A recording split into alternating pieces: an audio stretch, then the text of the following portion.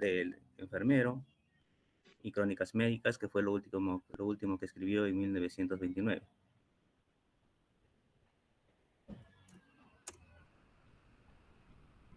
Cuando hablamos de psiquiatría, todos, aparentemente, sí, dígame.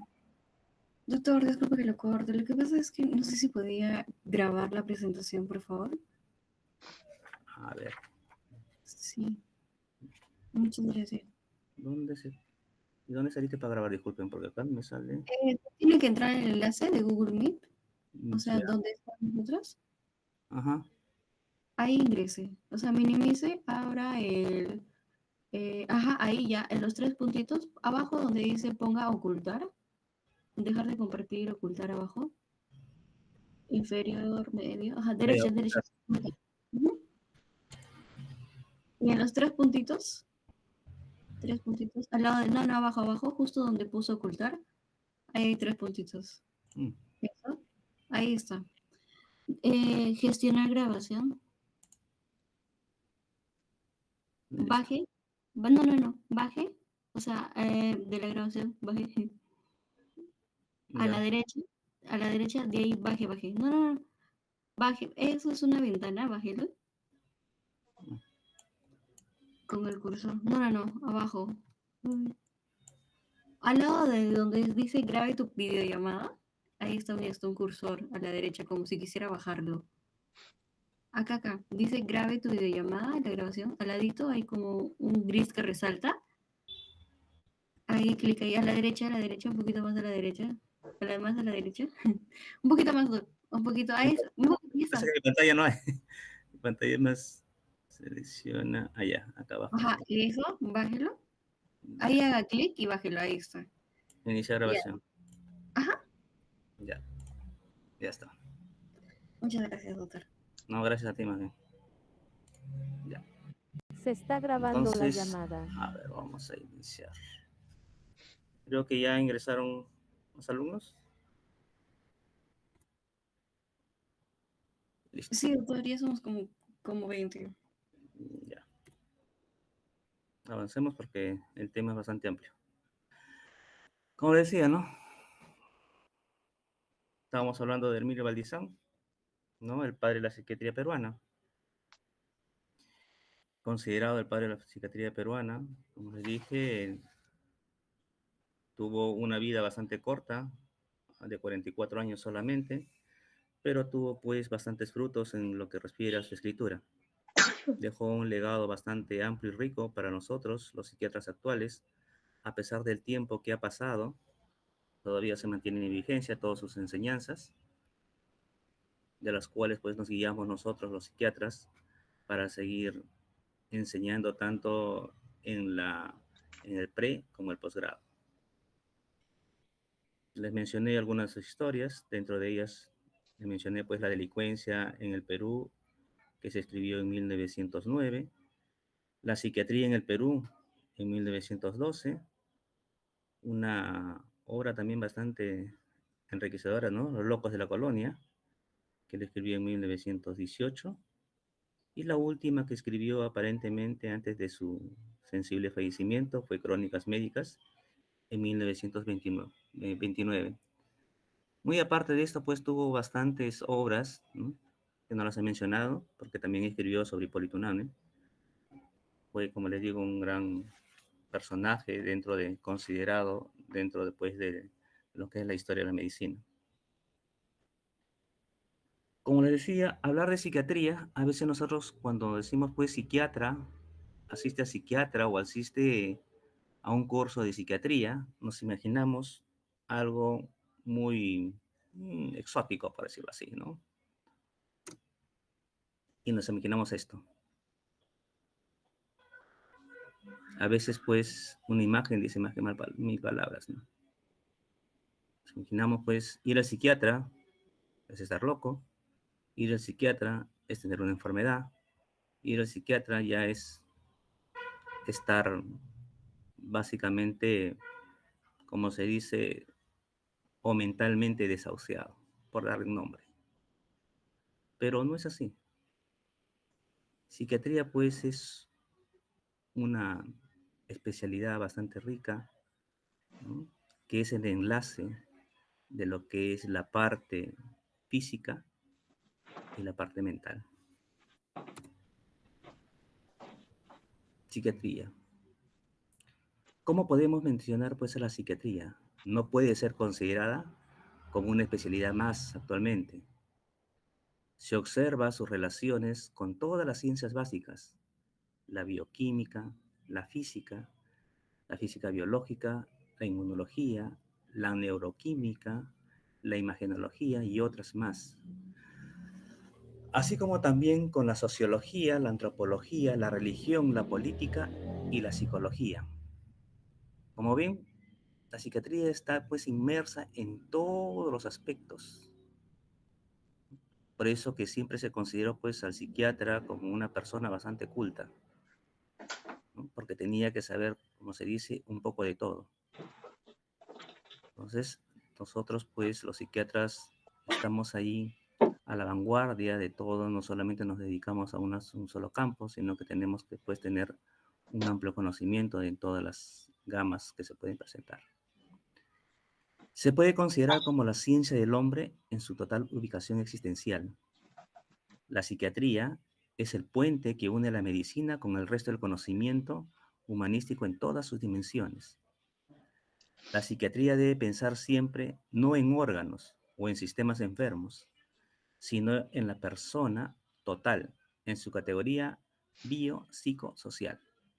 Esto es muy importante, ¿no? Porque a veces confundimos que solamente pues nos dedicamos a la parte orgánica, a la parte del sistema orgánico de nuestro organismo, que sí está ligado a la parte pues de la salud mental, pero no vemos pues lo que realmente a veces pasa en nuestro sistema, en nuestro sentir, que es lo que nosotros mayormente los psiquiatras nos dedicamos. Siempre relacionando y no dejando de lado pues a lo que es la parte de todos los sistemas. En este caso pues es la parte anatómica.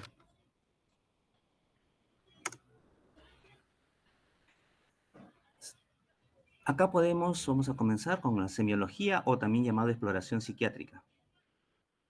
La exploración psiquiátrica es un ejercicio de valoración y síntesis transversal del comportamiento verbal y no verbal de un paciente, incluyendo su nivel cognitivo y de vigilia. ¿Qué entienden? A ver, ¿no? Porque la clase siempre me gusta que sea un poco dinámica. ¿Qué entienden ustedes con comportamiento verbal y no verbal? ¿Alguien me puede decir? ¿Intervenir?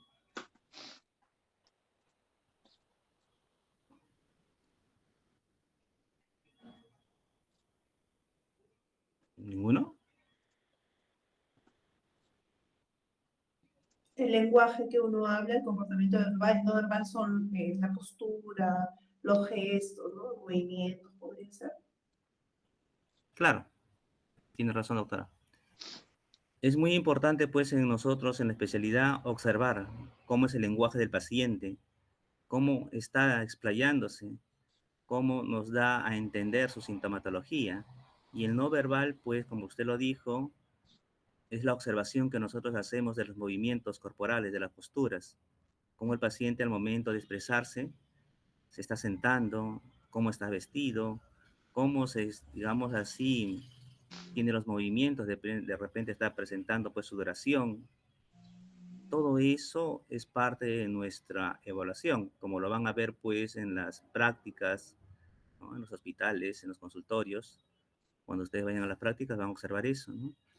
El trabajo no solamente pues es, aparte de escuchar y tener un rapport con el paciente, ¿no? Sería una confianza, ganar la confianza del paciente, es observar, porque es parte de nuestra evaluación. En eso tengan bastante presente cuando ustedes vayan pues al consultorio, ¿no? No solamente es escucharlo, sino también cómo el paciente se está comportando, cómo viene de repente vestido a la consulta, si está de acorde a, digamos así, al contexto del clima. De repente pues ustedes pueden ver un paciente que viene pues en todo el calor, o en, ¿no? Con un montón de abrigos, o en todo el invierno, se podría decir con manga corta. Tendríamos que preguntarnos, ¿no? ¿Qué está pasando? Eso es la parte, pues, de la evaluación no verbal.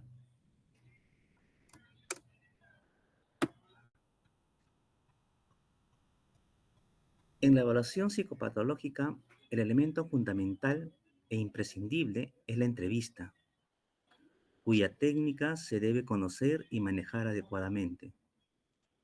En ella hay que ser capaz de, digamos así, obtener la información para generar hipótesis de diagnósticos y tratamiento, articular una buena síntesis de los datos objetivos, subjetivos y relacionales, generar confianza y empatía en la comunicación. Eso es lo que le dije, ¿no? Digamos, en psicoterapia nosotros lo que llamamos es el rapport, ¿no?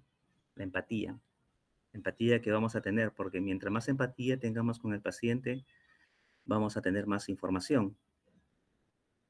Por el contrario, mientras menos empatía, pues una conversación va a estar bastante, digamos así, concreta, con respuestas sí, no, sí, no, sí, no, y así no vamos a llegar pues a lo primero, ¿no? Para poder generar un posible diagnóstico. Porque sobre toda la sintomatología o sobre todo lo que nos diga el paciente, vamos a llegar al diagnóstico y al posible tratamiento, ya sea farmacológico o ya sea solamente terapéutico, ¿no? De psicoterapias, en sus inmensas gamas de psicoterapias que hay, pues.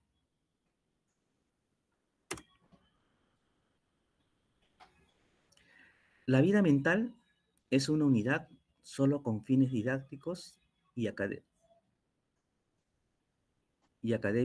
Se le estudia dividida en las llamadas funciones parciales. Aquí comenzamos básicamente pues lo que es la psicopatología. En este punto vamos a comenzar a tratar lo que es la psicopatología de la conciencia. Okay.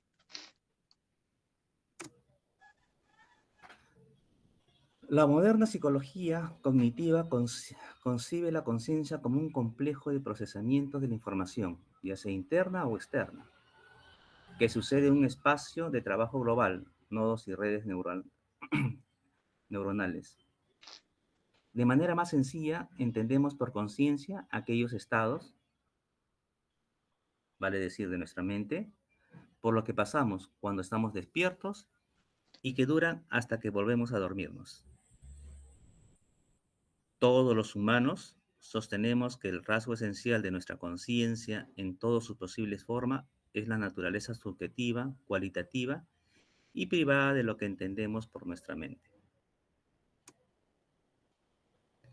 Se presentan pues múltiples teorías sobre la conciencia.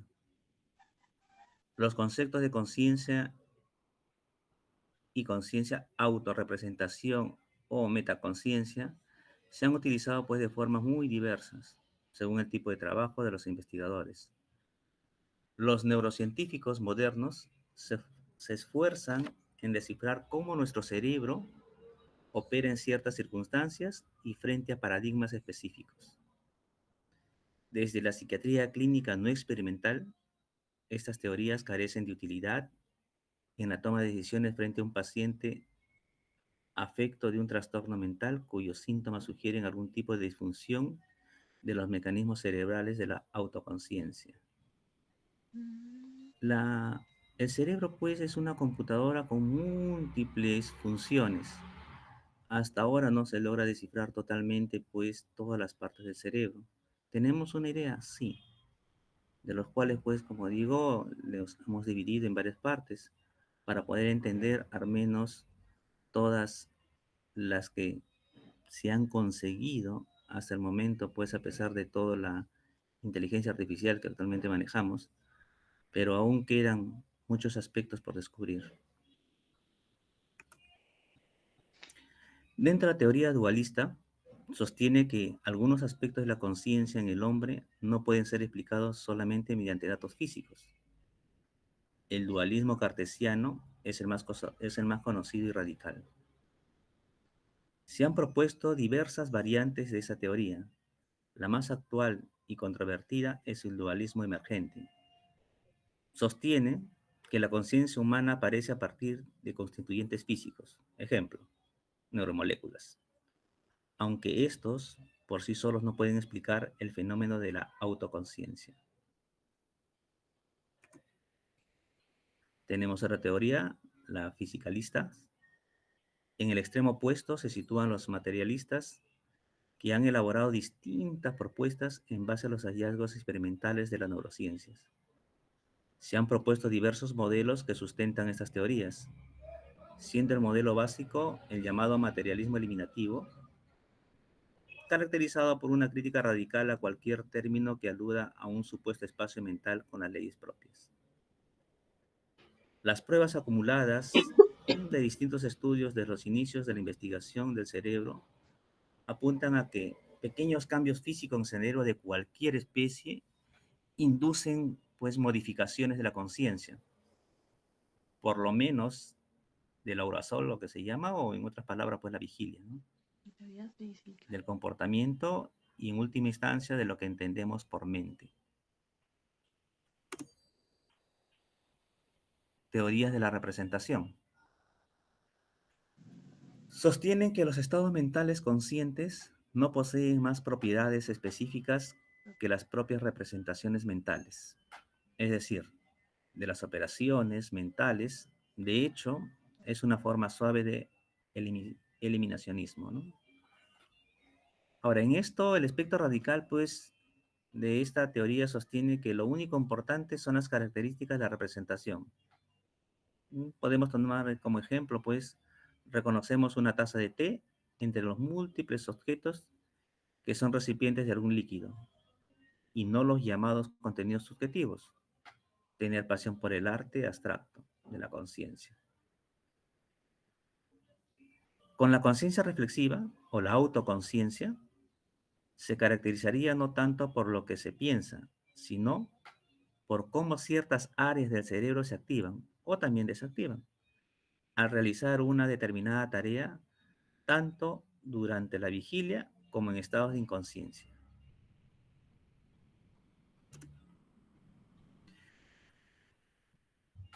Tenemos ahora las teorías cognitivas. Se basan en la idea de la existencia de módulos cognitivos específicos que son constantemente modificados por experiencias sensoriales o a veces por la actividad reflexiva de la conciencia. Estas teorías son subsidiarias y del modelo fisicalista mencionado más arriba, el Multiple Draft Model de Denning en el año 91 y el Global WordPress de Bars en el 88. Son ejemplos de ellos, ¿no? Estas dos teorías sirven para el diseño de paradigmas experimentales sobre atención y memoria.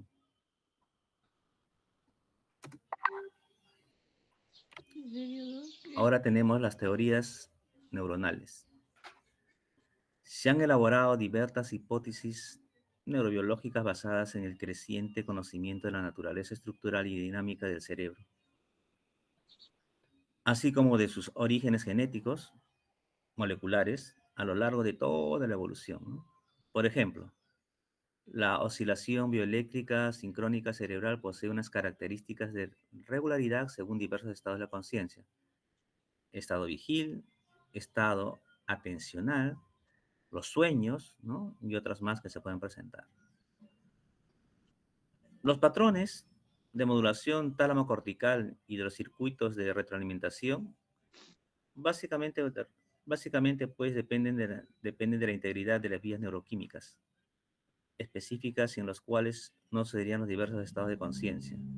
Para decir pues que si no tenemos unas vías neuroquímicas, digamos así, activas, ahí es donde van a suceder pues la alteración de los estados de conciencia. Acá podemos ver, ¿no? Es una gráfica de la conectividad neuronal que supuesto pues el origen de la conciencia humana desde un punto de vista estrictamente neurobiológico. Podemos ver el estímulo, ¿no? Cómo se estimula la célula sensible, después cómo viene la transmisión en red, es la actividad sensorial, y acá podemos ver pues un mosaico computacional de la conciencia, que es la integración a gran escala, una conciencia representacional, ¿no? Abajo vemos pues las ondas bioeléctricas, cómo se transmiten, y vemos pues cómo resulta pues esa conectividad neuronal.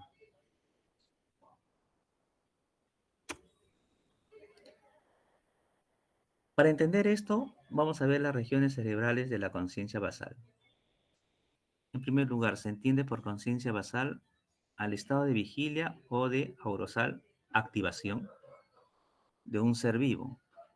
Se han identificado, pues, algunos correlatos neurobiológicos que causan lo que se denomina conciencia basal. En condiciones normales y en reposo, el cerebro humano genera un cambio de actividad bioeléctrica de 40 Hz entre el polo rostral y el caudal, casi 12 en cada casi 12 milisegundos, ¿no? Según Linas y Ribari en 1994. Esta actividad coincide con la actividad neuronal entre el tálamo y el córtex cerebral. Según Green y Cox en el 98, se considera un estado de actividad cerebral automática, permanente. Incluso refieren que durante el sueño, y no consciente, preconsciente y prereflexivo.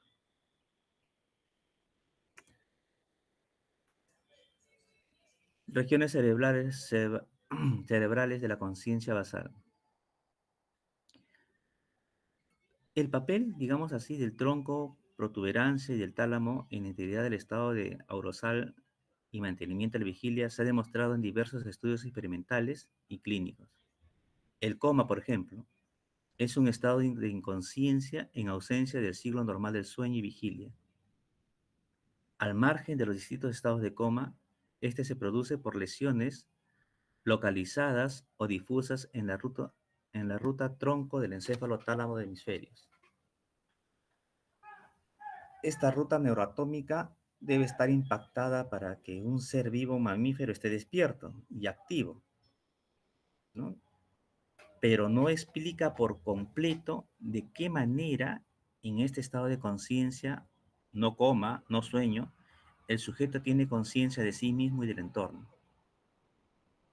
Por eso digo, ¿no? Todavía no se puede ver exactamente todas las funciones, pues, de nuestro cerebro que es tan maravilloso. Acá podemos observar, pues, las estructuras neuronales básicas asociadas a la actividad de la conciencia. Dentro de los núcleos reticulares e intralámicos del tálamo, que es la vigilia, la formación reticular del tronco del encéfalo, el aurosal, que lo estamos nombrando, y por último, pues, el circuito frontoparenterotemporal, que es la autoconciencia, ¿no?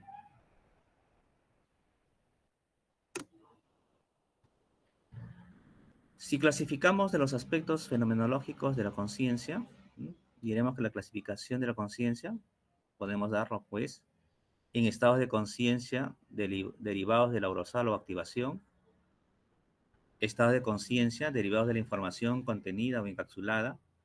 A esto, después vemos, pues, que viene la conciencia representacional, que se subdivide en la representación del cuerpo, del tiempo y espacio, y la metaconciencia.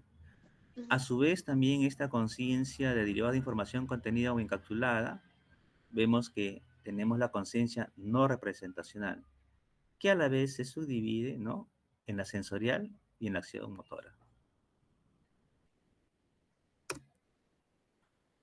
Acá podemos ver, pues, la actividad bioeléctrica cerebral asociada a estados de conciencia. La beta, la alfa, la teta, la delta y la gamma, ¿no? Vemos las formas, ¿no?, como vemos acá las formas del electroencefalograma, las características propias, cuando están en vigilia de alerta normal, miren cómo están las ondas, cuando está en calma o lucidez, en relajación profunda, y miren cómo se activa, ¿no?, lo que es la extrema actividad de alerta. Y ustedes, si pudieran sacar, pues, vieran una, digamos así, unas ondas en una persona con una ansiedad generalizada, vieran cómo es bastante ahí, mucho más activa que eso.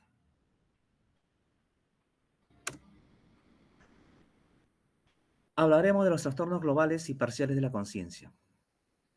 Por trastornos globales entendemos todos los estados cerebrales de desconexión de áreas o regiones neuronales. Los trastornos parciales, en cambio, hacen referencia a fenómenos anormales de orden superior que afectan a módulos o redes neuronales con información específica. Un ejemplo, sensorial, motora, ¿no? Y otras más, que inducen a síntomas o signos ajenos al control voluntario y que la persona puede vivenciarlos de manera muy diversa, bien como propios, ¿no? Acá, por decir, en ideas delirantes. Ya más adelante hablaremos, pues, dónde se presentan las ideas delirantes. O como extraños, la despersonalización. Ya veremos eso en las patologías que presenta, pues, las personas o pacientes en el área de psiquiatría. Todavía no es posible realizar una taxonomía polietética, que se dice categorial, de todos los estados de la conciencia que puede experimentar un sujeto humano. La taxonomía de los síndromes de afectación de la conciencia lo podemos relacionar de esta manera: síndrome de afectación de la conciencia, en globales o de desconexión y en parciales. En los parciales están los no representacionales, las representacionales. A su vez de esto se subdivide, pues, por ejemplo, como mencioné, el delirio del doble. En las no representacionales, fenómenos sensorio-motores, el temblor. Fenómenos exclusivamente sensoriales, una mancha ciega. Y si nos vamos, pues, en los globales o de desconexión, ahí vemos, pues, la muerte cerebral, el coma, el estado vegetativo, el estado mínimo de conciencia o el síndrome de encerramiento. Todo esto lo vamos a entender bastante, pues, en las prácticas, en las patologías que vamos a ir desarrollando durante todo este tiempo. Los síntomas globales o de desconexión derivan de estados cerebrales secundarios a procesos que interrumpen mayormente, pues, las áreas y fibras neuronales ascendentes e interhemisféricas en algún punto o en algún nodo, ¿no?, de su distribución anatómica desde el bulbo protuberancia hasta ambos hemisferios. En ocasiones, la simple exploración neurológica no permite reconocer el grado de afectación del daño, ni tampoco el estado de conciencia de la persona.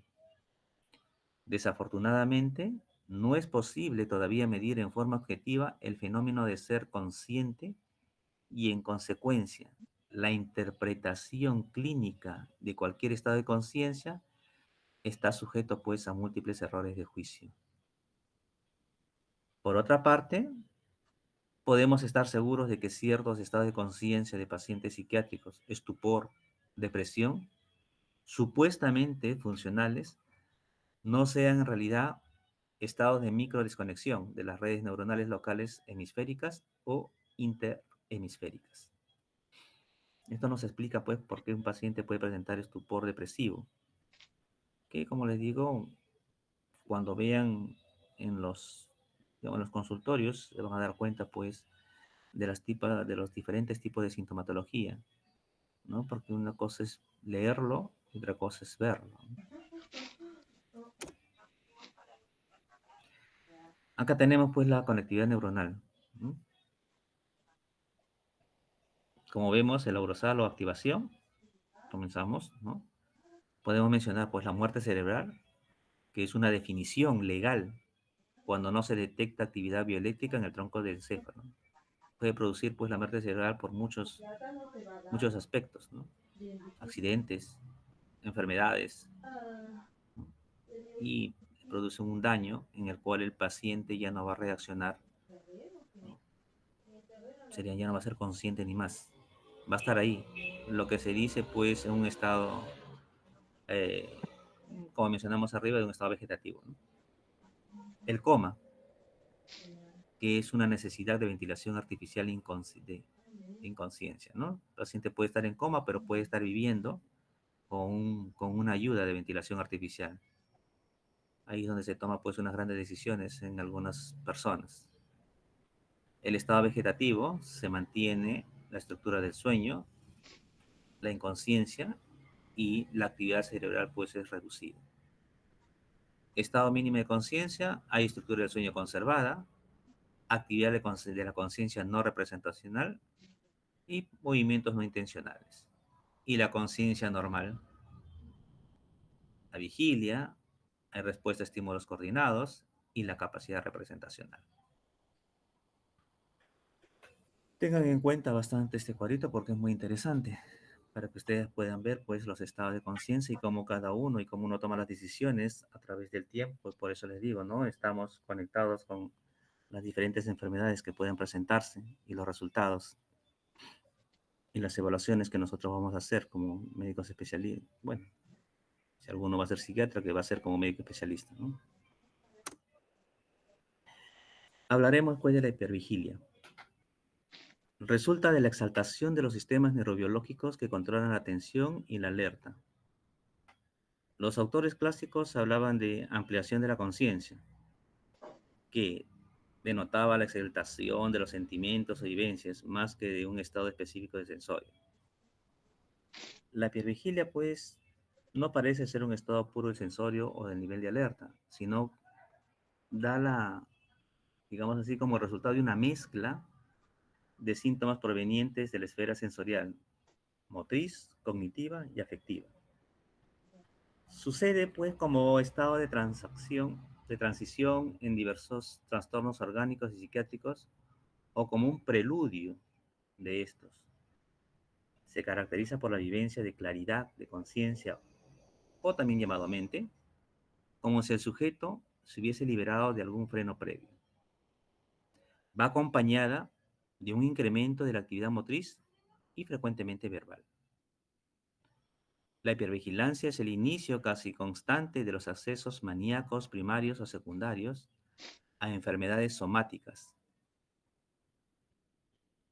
de alguna forma de inicio de la esquizofrenia y también pues de la intoxicación por drogas alucinógenas, LSD, cannabis, etcétera, ¿no? Tusi, ahora lo que hay un montón de drogas alucinógenas, ¿no?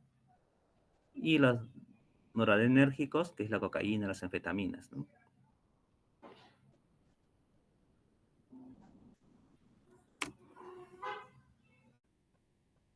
Letargia, somnolencia, sopor. ¿En qué consiste? Es una dificultad para mantener la alerta y atención a pesar de que el sujeto pues realiza un esfuerzo sostenido. Puede existir una distorsión de la evocación amnésica y ligera desorientación temporoespacial. Generalmente, la estimulación verbal o física provoca fluctuaciones de la somnolencia. Durante la exploración, la interpretación de los contenidos mentales debe hacerse con precaución, al igual que la valoración del síntoma cuando únicamente el paciente lo menciona durante la historia clínica. La somnolencia por alteración del sensorio debe diferenciarse de la sensación subjetiva del sueño y de la dificultad para despertar que refieren algunos enfermos y sujetos sanos. Hay que tener en cuenta, pues, que también pueden haber somnolencias por efectos secundarios de fármacos o también por efectos secundarios, pues, de alguna enfermedad que hay de fondo.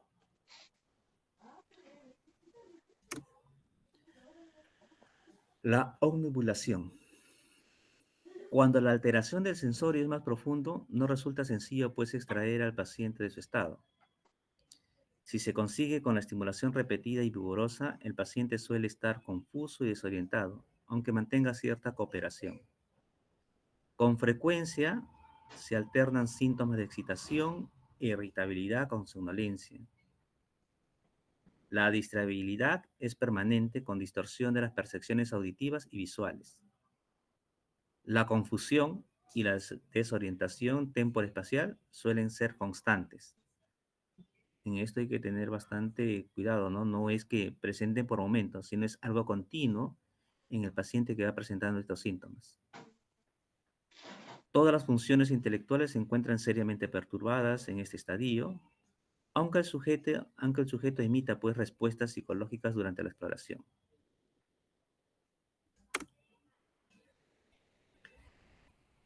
El estupor. Se utiliza para describir a los pacientes que solo son capaces de alcanzar un ligero estado de alerta mediante estímulos potentes. Espontáneamente, se puede decir, ¿no? Son incapaces de emitir alguna conducta intencional y las ocasionales respuestas verbales son incoherentes o ininteligibles. Los contenidos de la conciencia son inexplorables, no se pueden explorar en ese momento, siendo el signo más llamativo el de la inmovilidad. En términos neurológicos, se considera ese estado de el antecedente inmediato del coma, precoma o semicoma, ¿no? En psiquiatría, clásicamente pues se utilizó para denotar la patología de la conducta en enfermos melancólicos y esquizofrénicos catatónicos, en algún momento de la evolución de la enfermedad. El estupor psiquiátrico se emplea en todos aquellos estados de mutismo, reducción de la actividad motora y fluctuación de la conciencia. Ahora es bastante difícil pues ver pacientes catatónicos, pero si tienen la oportunidad van a poder evaluar pues no este estado.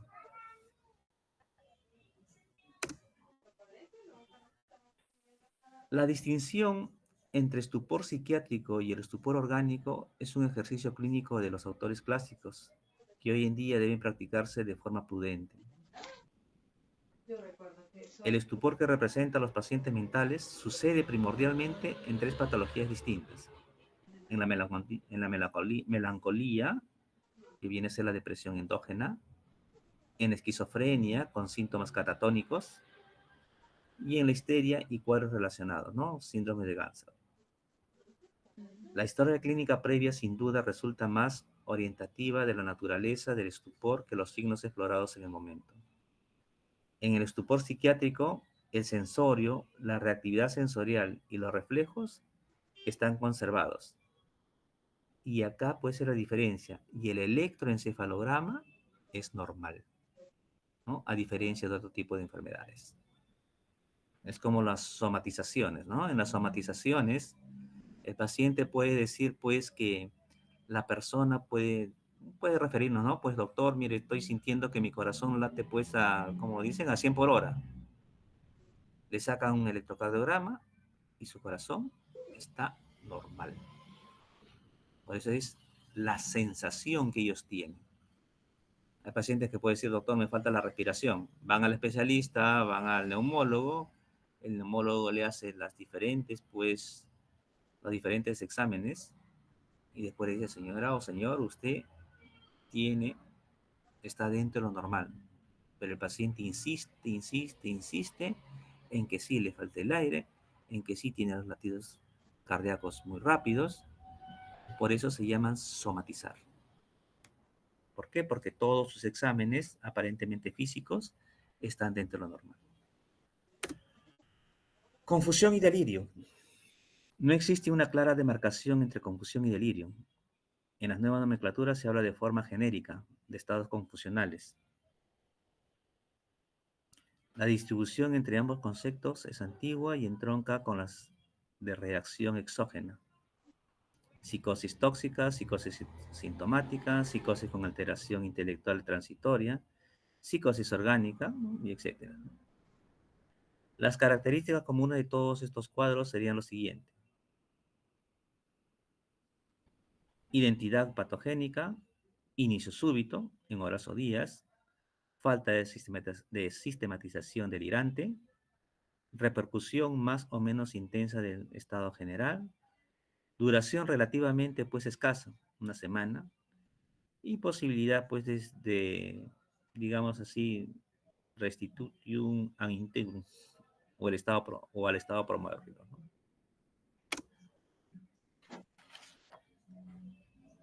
El cuadro clínico es similar a todos los sujetos y parece hasta cierto punto independiente del tipo de lesión cerebral. En efecto, ¿no? La confusión se identifica con el onirismo en el sentido de que el paciente confuso verbaliza contenidos imaginarios, escenas, visiones, ¿no? Alucinaciones, ¿no? Parecidos a los del sueño intercalado con momentos de aparente lucidez. En ocasiones, el delirio confuso onírico se aplicó a otras patologías, particularmente a brotes agudos de esquizofrenia, psicosis posparto o Buffets, pero hoy día está en desuso por los posibles errores de diagnóstico diferencial.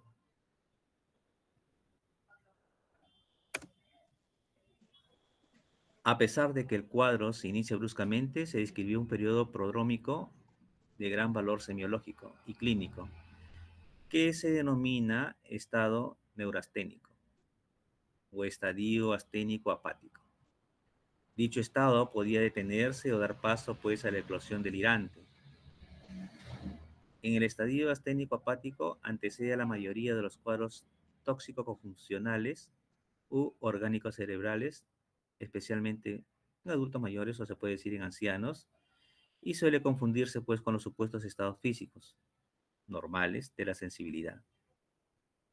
La sintomatología característica en este caso es pues la fatigabilidad, astenia, apatía, la habilidad afectiva, irritabilidad, fluctuaciones de la atención, la concentración y la memoria, sensibilidad a la luz y al sonido, y sonidos y agitación nocturna.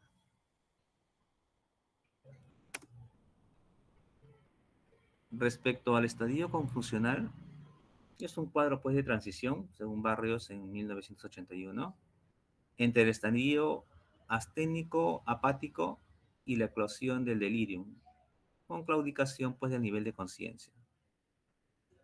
Síntomas. ¿Qué síntomas podemos observar?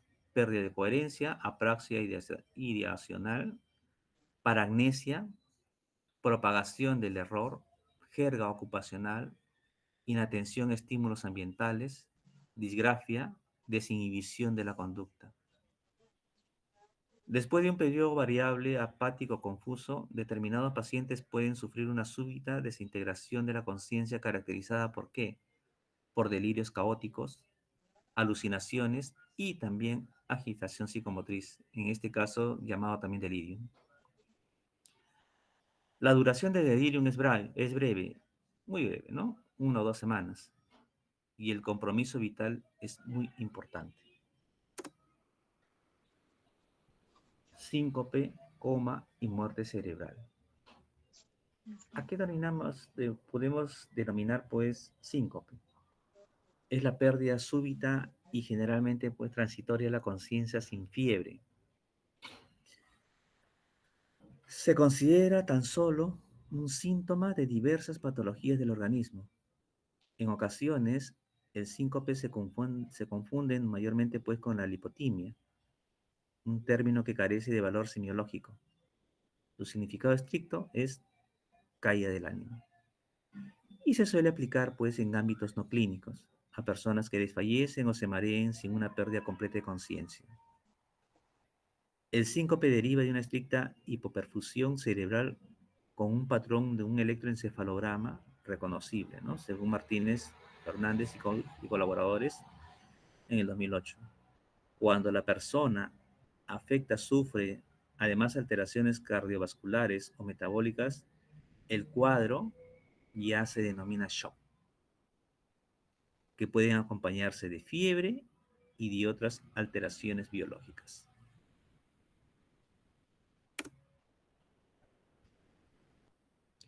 Un paciente puede ser declarado afectado de muerte cerebral si el cerebro deja de responder a la estimulación.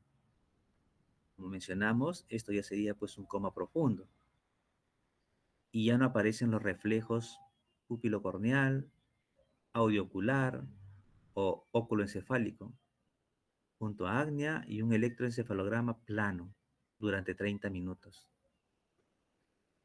A estos criterios se agrega pues la presencia de dilatación pupilar, pues en los casos de intoxicación con drogas depresivas pueden darse los signos anteriores sin que se observe dilatación pupilar. Un signo de recuperación es la aparición de patrones de electroencefalograma de sueño y vigilia, ¿no? Según Cognin y Kaplan en el 2013. Acá podemos mencionar pues la forma de exploración, algo así que nos va a ayudar en nuestra vida cotidiana, que debemos saber cuando entremos pues en lo que es en las emergencias, ¿no? El paciente puede describir la alteración manifestando dificultad en el pensar o en el recordar de sentirse aturdido o confundido. Y se puede preguntar, por ejemplo, ¿no? El mismo, ¿no? ¿Qué me pasa? ¿Dónde me encuentro? En forma perpleja. Se comprueba también por el fracaso de la comprensión ante las circunstancias rutinarias y la situación inmediata, no entender el porqué del examen o no saber qué hacer con un lápiz y un papel. ¿Terminó? ¿En serio? Muy bien.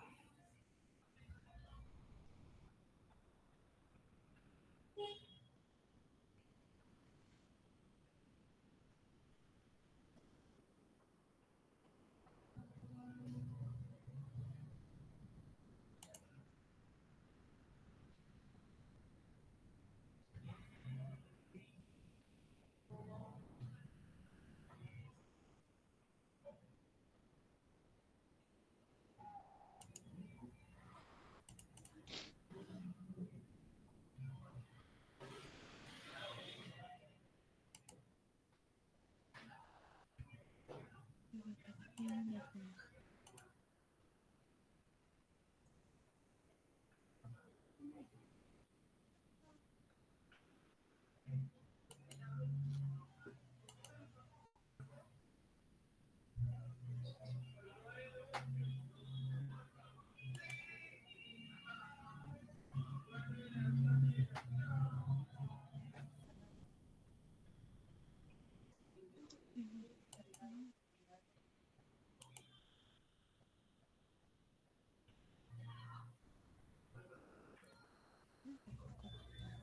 ¿Pueden observar la presentación? Sí, doctor. Sí, se observa. Ya. Vamos a continuar con el segundo punto, lo que es la psicopatología de la atención.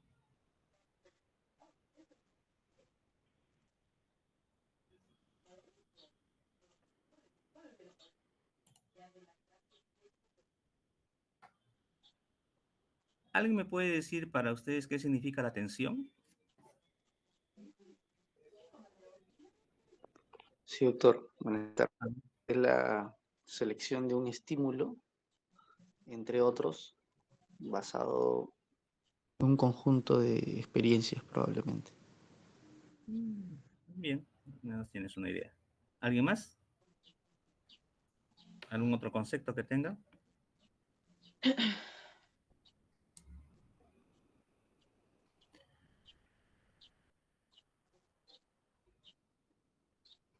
Puede ser el estar Sí. alertas, ¿no? Atender. Ya. Estar alertas, atender. Ya. Muy bien. A ver, doctores, comencemos entonces. La atención. Diremos pues que es la orientación de nuestra actividad psíquica hacia algo que se experimenta, permitiendo así el vivenciar. Acá el estímulo se acepta indiscriminadamente en forma pasiva y sin esfuerzo. Este algo que se experimenta puede provenir pues de situaciones externas, sensaciones, percepciones, ¿no? O de situaciones internas, pensamientos, sentimientos y otras cosas más. A través de la atención nos informamos pues de las modificaciones fisiológicas y patológicas de nuestro medio interno, ya sea físico o mental. ¿Qué nos va a permitir esto?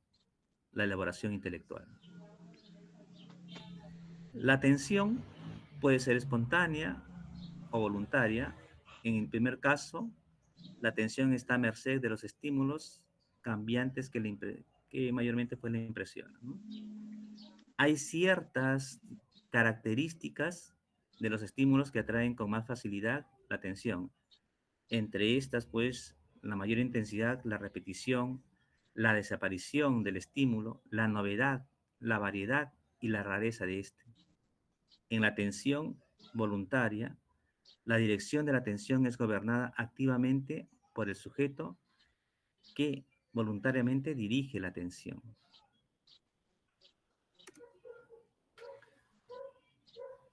Cuando la atención pues permanece orientada en forma persistente hacia una situación determinada, se estaría llevando a cabo la función de concentración.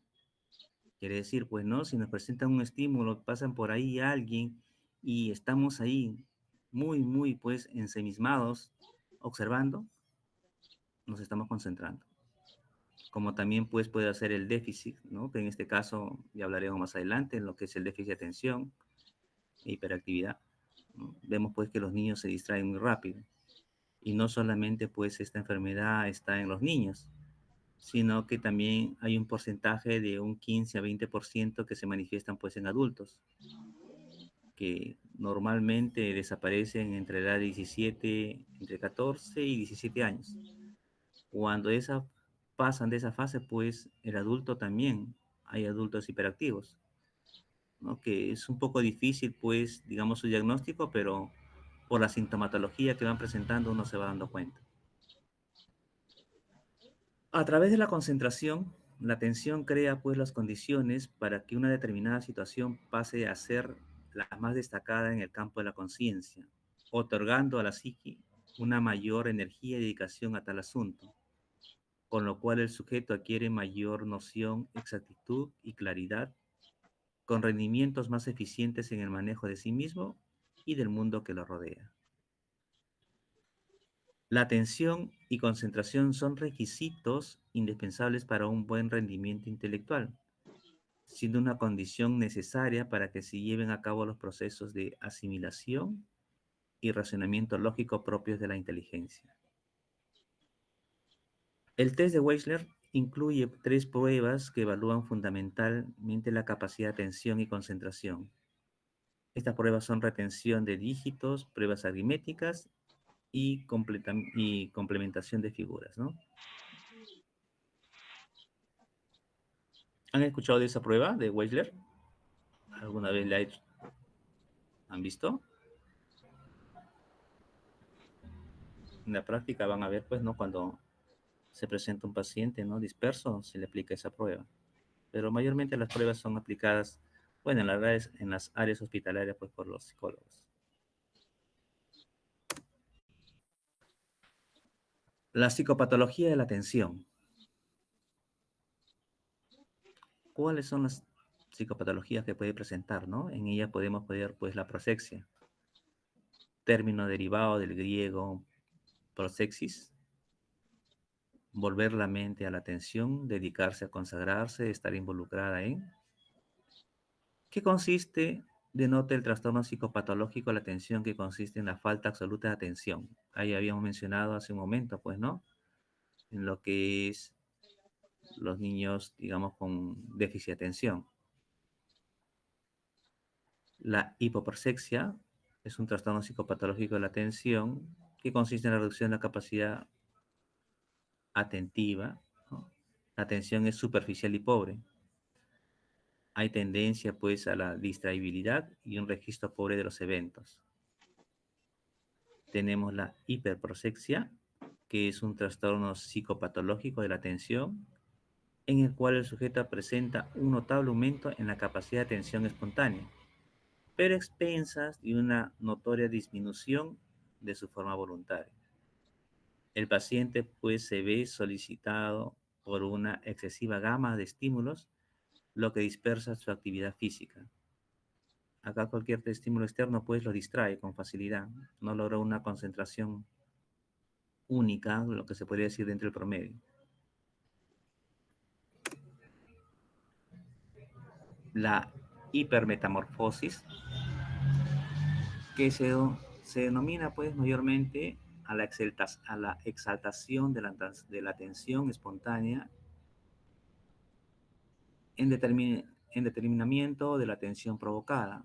Cualquier estímulo ambiental inmediato orienta el psiquismo, en tanto que el paciente se desconecta de la situación anterior que captaba su atención.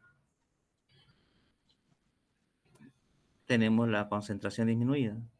Es un trastorno psicopatológico de la concentración en el cual, pues, el sujeto no es capaz de dirigir voluntaria y selectivamente la atención, localizándola en un determinado asunto, de tal manera que le permite operar sobre este según sean sus deseos e intereses y objetivos.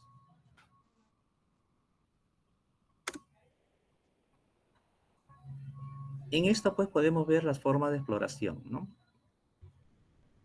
Que podemos utilizar, pues, para, digamos, para explorar este ítem. Durante la entrevista, Se observa la manera en que el paciente presta atención a los procedimientos del examen y la forma espontánea o meditada, ¿no? Concentración. Cómo responde normalmente a las preguntas. La sustracción seriada, restar de 7 en 7. Se le pregunta pues al paciente cuánto es 100 menos 7 y así sucesivamente. También la exposición brevísima de segundos de una lámina que contenga 10 objetos. Se anota aquellos que capta o aprende e identifican ese tiempo, ¿no? Podemos ponerle pues una lámina donde haya, pues, que te digo, una botella, una taza, ¿no? Que tengan no muchas similitudes, ¿no? Un árbol, una casa, se le, por unos brevísimos segundos, ¿no? Y después se le comienza a preguntar, ¿qué captó? ¿No?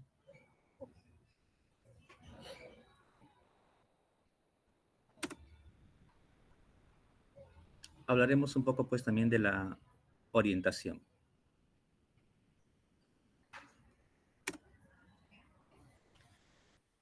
La orientación se define como el instrumento del vivenciar que permite al sujeto comprender cada uno de los instantes de su vida en relación al pasado, al presente y al futuro, así como su ubicación en relación a los espacios que lo rodean, en relación también a sí mismo y al contexto situacional. En la práctica clínica, el valor semiológico de los trastornos de la orientación es tal que se tiende a asimilar desorientación con perturbaciones de conciencia. No todo trastorno de la orientación proviene pues de un trastorno de conciencia, aunque sí se puede decir, todo trastorno de conciencia necesariamente compromete el grado leve o mayor de la orientación. Las tres funciones principales de este instrumento del vivenciar son la función de orientación alopsíquica, tanto temporal como espacial, y la función pues autopsíquica, orientación de la propia persona.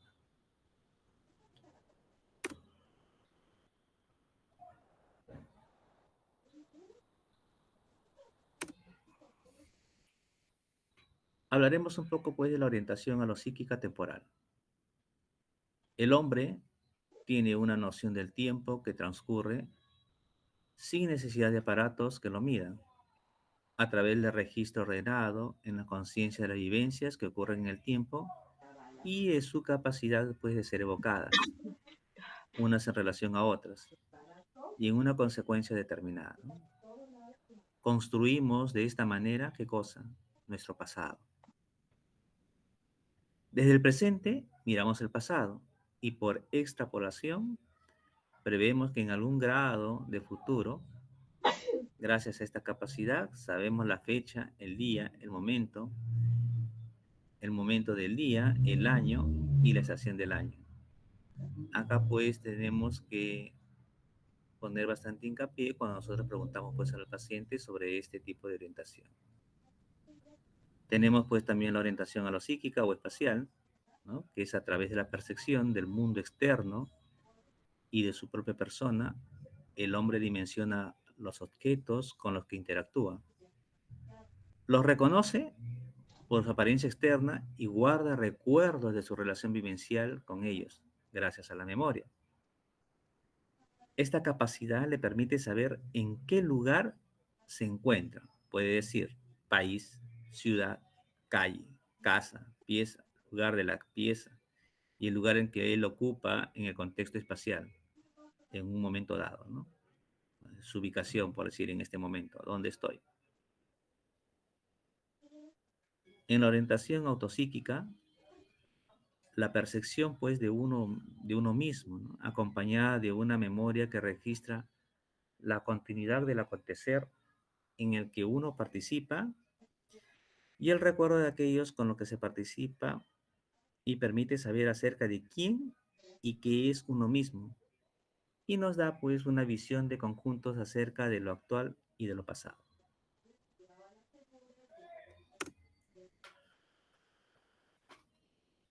En cuanto a la psicopatología de la orientación, vamos a ver pues la desorientación parcial. ¿Qué quiere decir esto?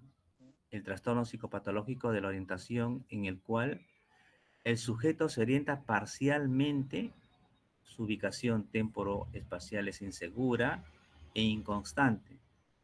Se afecta en mayor medida la orientación temporal menos la espacial.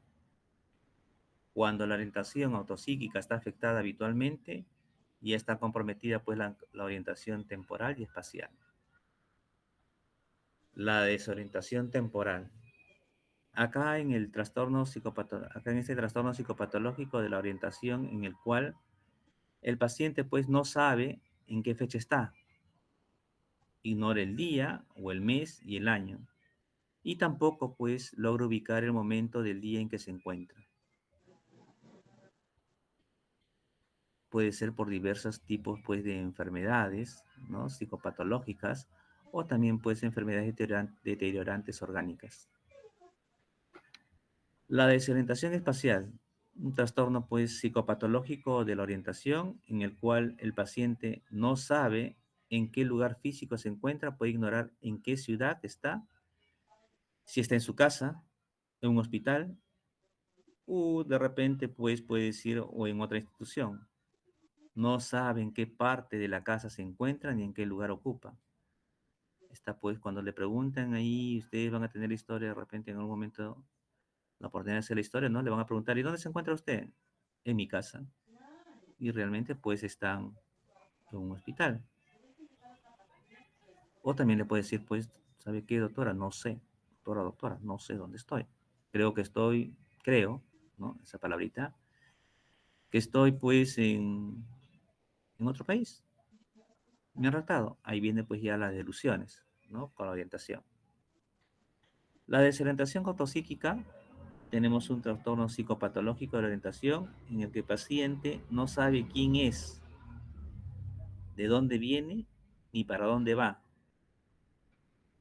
Desconoce pues su rol social, familiar, y aún puede llegar a ignorar sus pertenencias. Acá vemos pues a los pacientes mayormente con demencia, ¿no?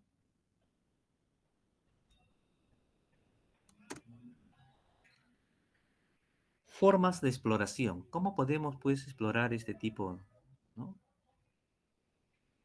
Para la orientación pues autopsíquica basta un previo conocimiento del nombre y apellido, edad y profesión. Se le puede preguntar eso, ¿no? ¿Cuál es tu nombre? ¿Cuáles son tus apellidos? ¿Cuáles son tus edades?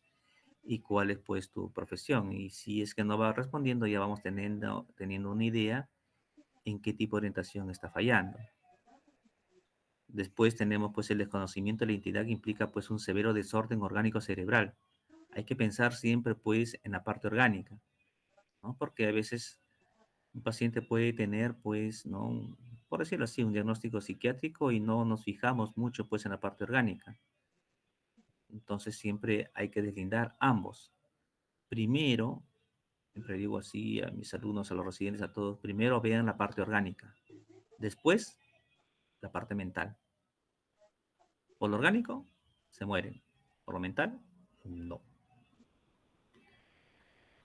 La desorientación puede estar pues en relación a un trastorno de conciencia, un estado de ánimo exaltado, de pánico o terror, un déficit de memoria, una interpretación delusiva, o también pues una indiferencia o apatía a una absurda desorientación que puede ser pues en un simulador.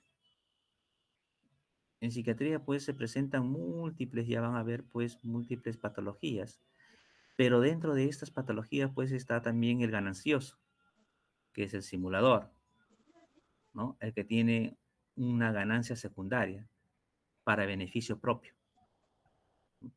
que es muy diferente a las somatizaciones, al que vimos, ¿no?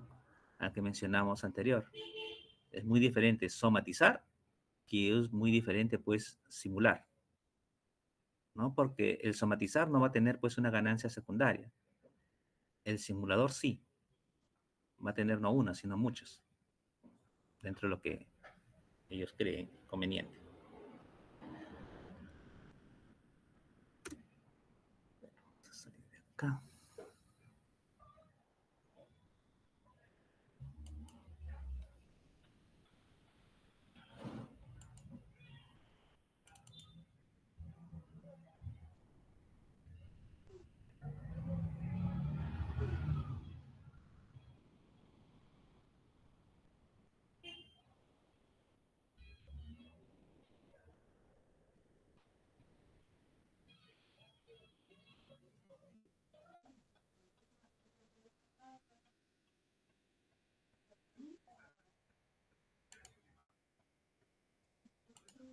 ¿Observan la...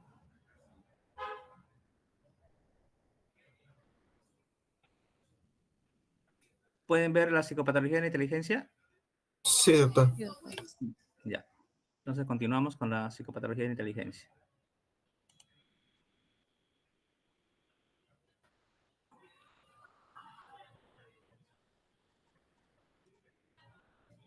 A ver, ¿quién me puede decir qué consideran inteligencia?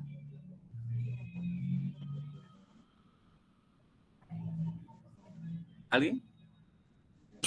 Es la facultad de una persona que tiene para actuar razonablemente. Ya, Podría ser la capacidad también para actuar poder- razonablemente. Ya. ¿Alguien más? sí, quizás la capacidad para poder solucionar problemas de forma rápida, pronto. Ujú. ¿Algún otro concepto, por favor?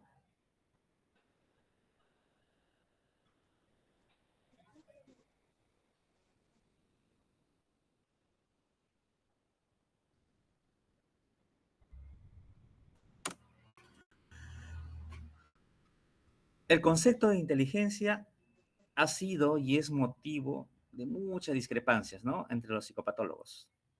Weisler, en su obra, pues, La medición de la inteligencia en los adultos, escribe, ¿no? La inteligencia es la facultad compuesta o global del individuo de actuar adecuadamente, pensar razonablemente y relacionarse efectivamente con su mundo circundante. El aporte nuevo de Weisler está en el considerar la inteligencia como una facultad compuesta o global, señalando acá una diferencia de aspecto en el sentido de lo funcional y estructural. Los procedimientos, pues, para evaluar esta capacidad que llamamos aparentemente, pues, inteligencia, ¿no? Los podemos reducir en dos categorías: los análisis factoriales y los análisis descriptivos. ¿Qué quiere decir? Los análisis factoriales. A comienzo del siglo, Torrens diferenció la inteligencia en tres tipos principales a factores o factores después de la inteligencia, ¿no? El primero dice la inteligencia abstracta o verbal como habilidad en el uso de símbolos lingüísticos. Después dice la inteligencia práctica como habilidad en el manejo de objetos. Y por último, la inteligencia social como habilidad en el trato con la gente.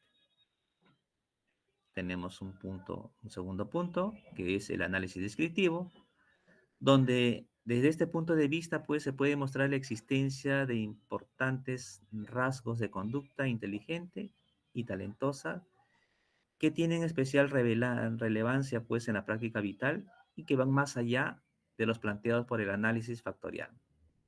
Vale decir, inteligencia táctica, teórica y práctica. Acá tenemos, pues, el test de Weisler, ¿no?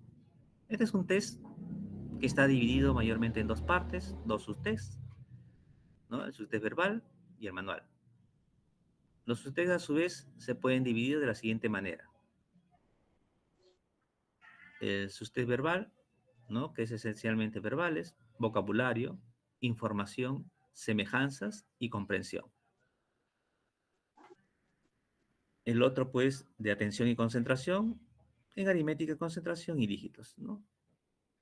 Acá podemos ver, pues, ¿no? Al costado, la escala de Weisler de inteligencia para adultos, que es el WISE, que fue desarrollada, pues, en el 39 y fue llamada entonces Weisler-Berlioz, que es la inteligencia del test. Esta escala de inteligencia, pues, de Weisler para adultos, ¿no? Ahora vamos a ver cómo lo usamos. Dentro de sus textos manuales, tenemos, pues, el de coordinación, que son ensamblajes visomotoras, construcción de cubos, símbolos de dígitos. Entre de lo que es el subtest de organización, tenemos la ordenación de historia visual y la complementación de figuras. En resumen, este test, pues, mide el rendimiento de inteligencia. La inteligencia, como dijimos, es una capacidad mensurable. Mientras más objetiva sea su evaluación, mayor utilidad nos prestará en el trabajo clínico. En este sentido, pues la aplicación del test estandarizado es una herramienta que nos ayuda de primera línea. Sin embargo, es útil que el clínico se oriente previamente, a grosso modo, sobre el estado de la inteligencia de un paciente, para confirmar si se justifica o no un examen más exhaustivo de esta a través de un test.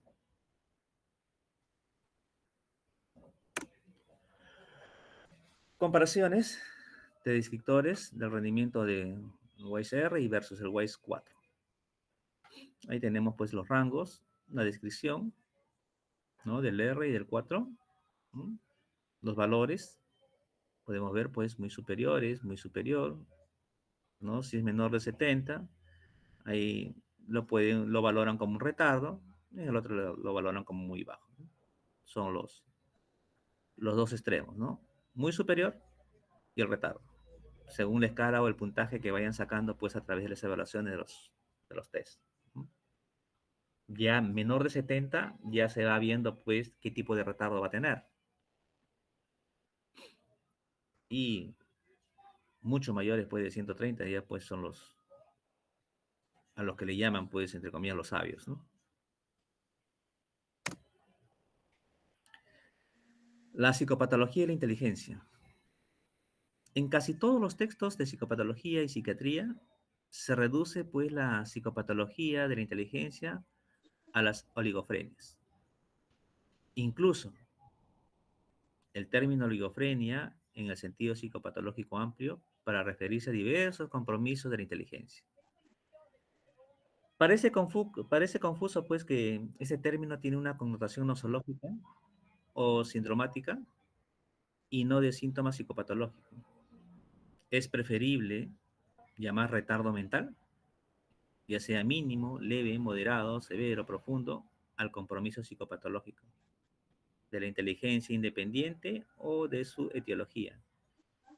Y las oligofrenias al cuadro clínico pues nosológico o sindromático. Evitamos así una confusión entre psicopatología y nosología psiquiátrica. Otra forma pues de alteración psicopatológica de la inteligencia es el deterioro, ¿no? Algunos lo pueden presentar bastante jóvenes, cuando se trata pues de un Alzheimer. Es un trastorno de la inteligencia que aparece una vez en el sistema nervioso que ha logrado su completo desarrollo, a diferencia del retardo mental, que se presenta antes de que el sistema nervioso esté completo o maduro, ¿no?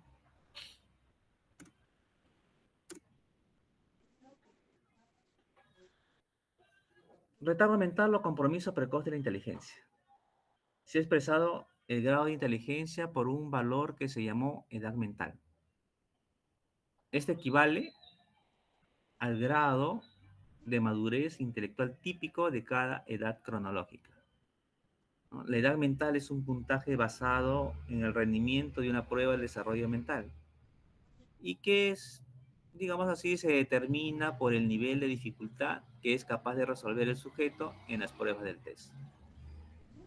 ¿Qué se va a significar esto? Que si un niño solo pasa los ítems correspondientes al promedio de los 10 años, tendrá un puntaje correspondiente pues a su edad cronológica de los 10 años, independientemente a su edad, ¿no? Serían, a ver, explicamos un ratito acá. Dice, si un niño al promedio de los 10 años tendrá un correspondiente, ya. Es decir, que si un niño pasa solo los ítems correspondientes al promedio de los años, tendrá un puntaje correspondiente a los 10 años mental, independientemente de su edad cronológica real. Quiere decir que si un niño menor resuelve su edad, resuelve y no tiene los 10 años dentro de su edad cronológica, puede tener pues un coeficiente, se puede considerar como un coeficiente mental, ¿no?, para esa edad que está presentando.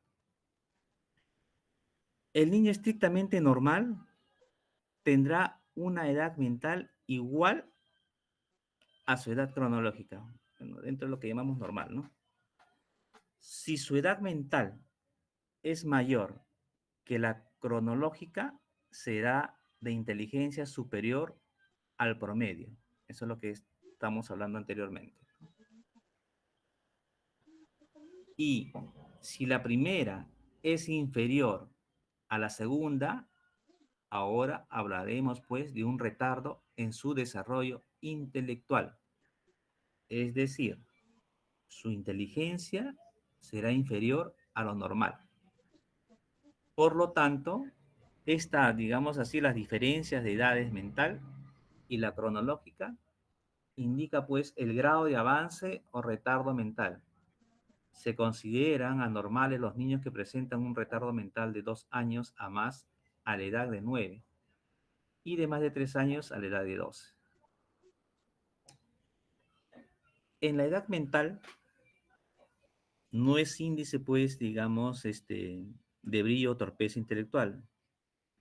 Es el rendimiento de una persona solo puede considerarse brillante o torpe si podemos compararlo con el rendimiento de otros individuos de su misma edad. No vamos a poder comparar pues a un niño de 6, 8 con un adolescente pues de 14 o un niño de 4, 5 con otro niño de 8, 10. Salvo que sí podemos decir pues, ¿no? Que un niño de 8 a 10 no está en desarrollo de su edad cronológica conjuntamente, digamos, conjunto a su edad cronológica, pero presenta un CI por debajo de lo normal y presenta un comportamiento, pues, de un niño de 4 o 5. Para indicar el grado de inteligencia se usa, pues, el CI, el famoso CI, ¿no? El coeficiente intelectual, que es el cociente entre la edad mental y la cronológica. Por consiguiente, el coeficiente intelectual es un puntaje obtenido a base del rendimiento de un individuo en una prueba de inteligencia y que permite compararla con otros individuos de su misma edad.